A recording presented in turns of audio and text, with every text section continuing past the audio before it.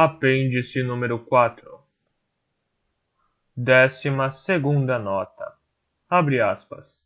Em seguida, Childermas contou a Mr. Norrell o que descobrira acerca de Drawlight. Pertencia a uma classe de cavalheiros encontrável apenas em Londres, cuja principal ocupação era vestir dispendiosas roupas da moda. Viveu na ociosidade ostensiva, jogando e bebendo em excesso, e passavam meses em Brighton e em outros balneários da moda. Nos últimos, essa classe de cavalheiros parecia ter alcançado uma espécie de perfeição na figura de Christopher Drawlight. Mesmo seus amigos mais próximos estavam prontos a admitir que ele não possuía uma só qualidade. Fecha aspas. Certa vez, Drawlight estava numa sala com o gato branco de pelos compridos de Mrs. Basborough. Na ocasião, trajava calças e casaco pretos impecáveis. Por isso, ficou muitíssimo preocupado com o gato que o rodeava sem parar, dando a entender que pretendia sentar-se em seu colo. Aguardou até se certificar de que ninguém o observava, pegou o gato, abriu uma janela e o jogou para fora. Não obstante a queda de 3 andares, o gato sobreviveu, mas depois disso, uma das pernas nunca voltou ao normal, e ele sempre demonstrou grande aversão a cavalheiros de preto.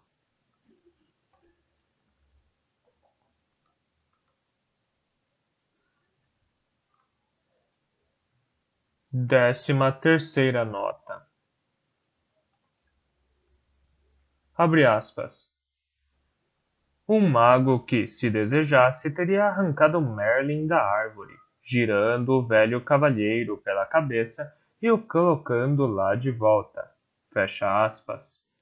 Presume-se que Merlin tenha sido aprisionado num piuriteiro pela feiticeira Nimue. 14ª nota. Abre aspas. Nenhum outro aureate pôde competir com as realizações dele, reinos espalhados por todos os mundos que já existiram. Fecha aspas. Mr. Lascelles exagera. Os reinos do Rei Corvo jamais foram superiores a 3.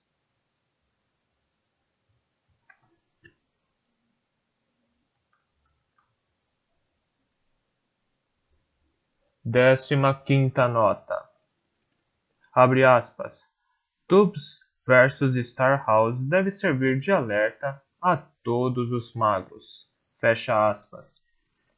Tubbs versus Starhouse, um caso célebre apresentado numa das sessões trimestrais do Tribunal de Nottingham há alguns anos. Um homem do condado de Nottingham, chamado Tubbs, queria muito ver um ser sobrenatural, pensando em seres mágicos dia e noite, e lendo todo tipo de livros a respeito. Concluiu que seu cocheiro era um deles. O cocheiro, chamado Jack Starhouse, era moreno, alto e raras vezes dizia algo que constrangesse seus colegas de trabalho e os levasse a pensar que ele era arrogante. Começara a trabalhar para Mr. Tubbs havia pouco tempo e afirmara que antes fora cocheiro de um senhor idoso chamado Colt Micklehale, no norte. Tinha um grande talento, fazia qualquer criatura gostar dele. Os cavalos estavam sempre dispostos quando ele segurava as rédeas, jamais irritadiços ou irrequietos. Ele era capaz de dominar gatos de um jeito que ninguém jamais vira no condado de Nottingham. Conversava com eles aos sussurros. Qualquer gato com que falasse se imobilizava com uma expressão de leve surpresa no rosto, como se na vida inteira nunca tivesse ouvido tanto bom senso nem esperasse ouvi-lo novamente.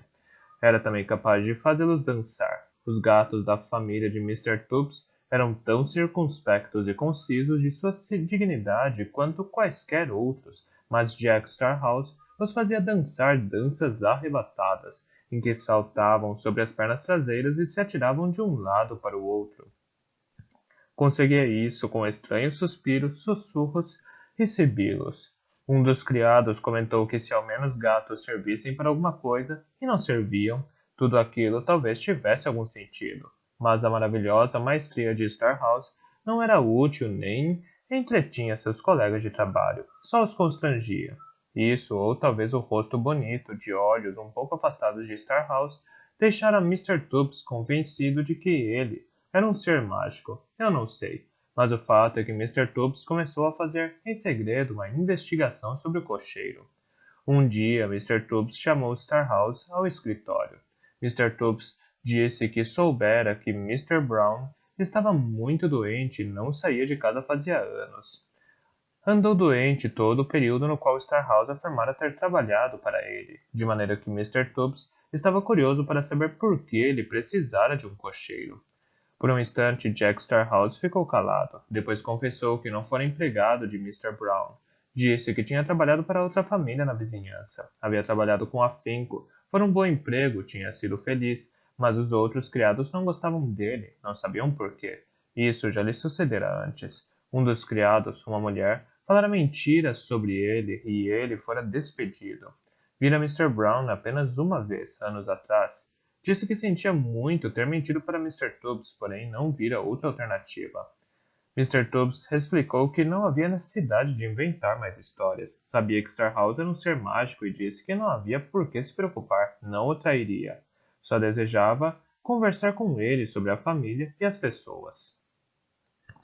No início, Starhouse não entendeu o que Mr. Tubbs quis dizer, e quando enfim entendeu, foi em vão afirmar que era um ser humano, e em inglês, Mr. Tubbs não acreditou nele. Depois disso, o que quer que Starhouse fizesse, aonde quer que fosse, encontrava Mr. Tubbs à sua espera com 1000 perguntas sobre seres mágicos e o Reino Encantado. Starhouse ficou tão incomodado com esse tratamento, embora Mr. Tubbs sempre fosse bondoso e cortês, que se viu forçado a deixar o emprego. Um dia, ainda desempregado, conheceu um homem numa cervejaria em Southwell, que o convenceu a mover uma ação contra o ex-patrão por difamação.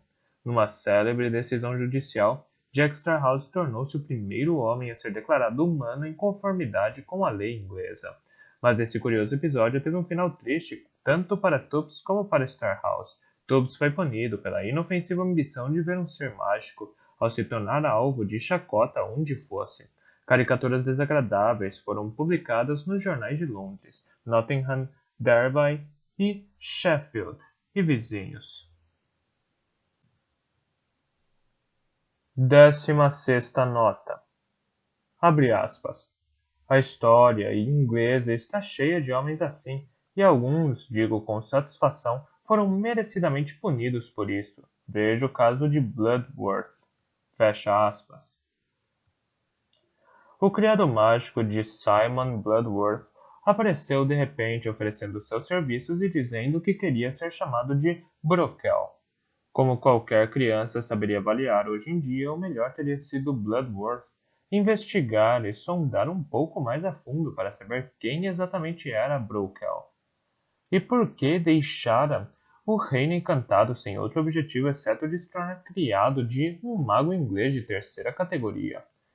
Brokel era bastante hábil em todos os tipos de magia e o negócio de Bloodsworth na cidadezinha Lanígia de Bradford-upon-Avon cresceu e prosperou. Só uma vez, Brokel causou certo embaraço, quando num súbito acesso de fúria destruiu um pequeno livro pertencente ao capelão de Lord Lowell.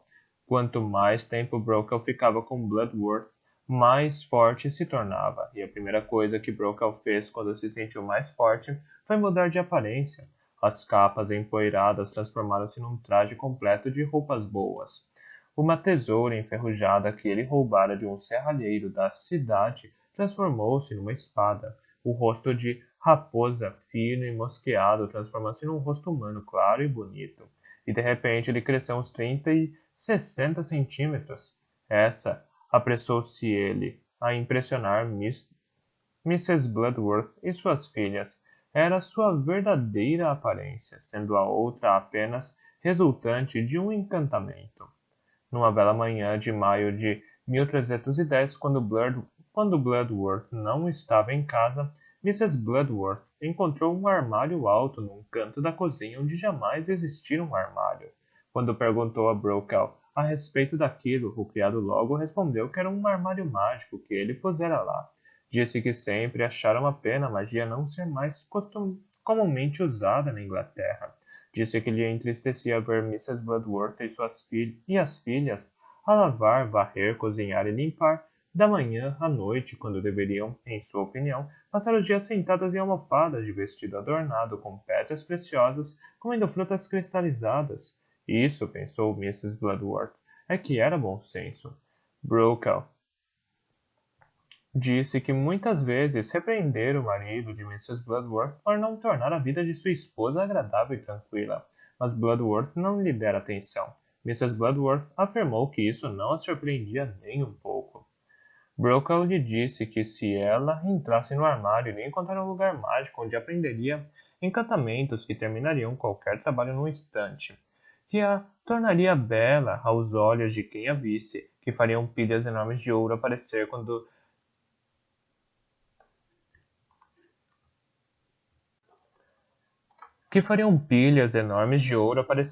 desejasse, que fariam o marido lhe obedecer em tudo e assim por diante. Mrs. Bloodworth quis saber quantos encantamentos existiam lá. Uns 3, respondeu Brokaw. Eram difíceis de aprender? Ah, não, facílimos. Demorariam muito tempo? Não demoraria muito, não. Ela chegaria a tempo da missa. As 17 pessoas que entraram no armário de Brokaw nessa manhã jamais voltaram a ser vistas na Inglaterra. Entre elas, Mrs. Bloodworth, as 2 filhas mais novas, as 2 criadas e os 2 criados, o tio e 6 vizinhos de Mrs. Bloodworth. Só Margaret Bloodworth, a filha mais velha de Bloodworth, se recusara a entrar. O rei Corvo enviou 2 magos a Newcastle para investigar o caso e foi a partir dos relatos que escreveu que tomamos conhecimento dessa história. A testemunha principal foi Margaret, que contou que quando o pai voltou para casa, o coitado entrou no armário com a intenção de resgatá-los, apesar de eu ter implorado que não o fizesse. Ele nunca mais saiu do armário. 200 anos mais tarde, o Dr. Martin Pale viajava pelo Reino Encantado. No castelo de John Hollyshows, antigo e poderoso príncipe doente, encontrou uma menina humana com cerca de 7 ou 8 anos de idade, muito pálida e com aspecto faminto. Ela disse se chamar Anne Bloodworth e achar que fazia 2 semanas que estava no Reino Encantado. Deram-lhe a tarefa de lavar uma enorme pilha de panelas sujas. Contou que lavava as panelas sem parar desde que chegara e, quando terminasse, voltaria para casa para ver os pais e a irmã. Achava que terminaria dali a uns 2 dias. Dali a 1 ou 2 dias. 17ª nota. Abre aspas. Ele quase nunca falava de magia. Quando falava, era como uma aula de história e ninguém tinha paciência para ouvi-la. Raramente tinha uma palavra a dizer acerca de outros magos, exceto uma ocasião em que elogiou um mago do século anterior, Francis Sutton Grove. Fecha aspas. Francis Sutton Grove, 1682 a 1765, teórico da magia,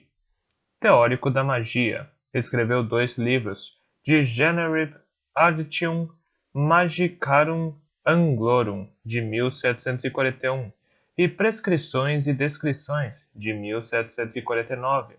Até Mr. Norrell, o maior e na verdade o único admirador de Sutton Grove, considerava Prescrições e Descrições, no qual tentava estipular regras para a prática da magia, abominável, e o discípulo de Mr. Norrell, Jonathan Strange, detestava-o tanto que rasgou em pedaços o exemplar que possuía e os deu como forragem para a mula de um funileiro. Ver A Vida de Jonathan Strange, de John Duss, edição John Murray, 1820. Generibus Aditium Magicarum Anglorum era considerado o livro mais tedioso no cânone da magia inglesa, que inclui inúmeras obras enfadonhas. Foi a primeira tentativa de um inglês de definir que áreas da magia os magos modernos deveriam estudar. De acordo com Sutton Grove, eram 38.945 áreas, que ele arrolou sob diferentes títulos. Sutton Grove pronunciou o grande Mr. Norrell de outra forma. Nenhuma lista elaborada por ele menciona a magia atribuída tradicionalmente a aves e animais silvestres, e Sutton Grove exclui de propósito Os tipos de magia nos quais é costume empregar duendes, por exemplo, no ressuscitamento dos mortos. 18ª nota. Abre aspas. Mr. Rowlight, eu agradeceria se o senhor pudesse me dar uma informação quanto ao seguinte assunto importante. Alguém avisou o Duque de Portland da minha chegada a Londres? Fecha aspas. Duque de Portland, primeiro-ministro e First Lord of the Treasury, 1807 a 1809.